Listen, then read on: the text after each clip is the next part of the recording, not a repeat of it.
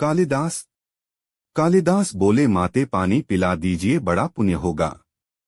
स्त्री बोली, बेटा मैं तुम्हें जानती नहीं, अपना परिचय दो, मैं अवश्य पानी पिला दूंगी। कालिदास ने कहा, मैं पथिक हूँ, कृपया पानी पिला दें। स्त्री बोली, तुम पथिक कैसे हो सकते हो? पथिक तो केवल दो ही हैं, सूर्य व चंद्रमा, जो कभी रुकते नहीं, हमेशा चलते रहते। तुम इनमें से कौन हो, सत्य बताओ। कालिदास ने कहा, मैं मेहमान हूँ, कृपया पानी पिला दें।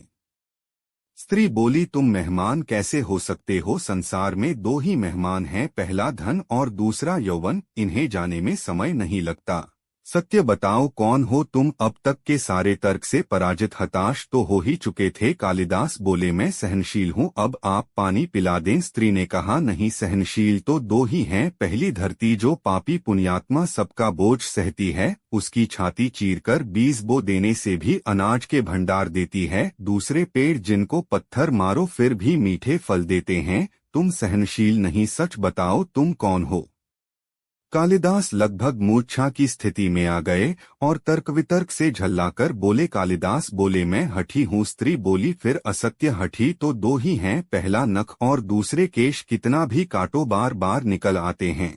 सत्य कहें, ब्राह्मण कौन है? आप पूरी तरह अपमानित और पराजित हो चुके थे। कालिदास ने कहा, फिर तो मैं मूर्ख ही हूँ। स्त्री ने कहा, नहीं, तुम मूर्ख कैसे हो सकते हो? मूर्ख दो ही हैं, पहला राजा जो बिना योग्यता के भी सब पर शासन करता है, और दूसरा दरबारी पंडित जो राजा को प्रसन्न करने के लिए गलत बात पर भी तर्क करके उसको सही सिद्ध करने की चेष्टा करता है। कुछ बोल न सकने की स्थिति में कालिदास वृद्धा के पैर पर गिर पड़े और पानी की याचना में गिड़गिड़ाने लगे। वृद्धा ने कहा, उठो। बस आवाज सुनकर कालिदास ने ऊपर देखा तो साक्षात माता सरस्वती वहां खड़ी थी। कालिदास पुनः नतमस्तक हो गए।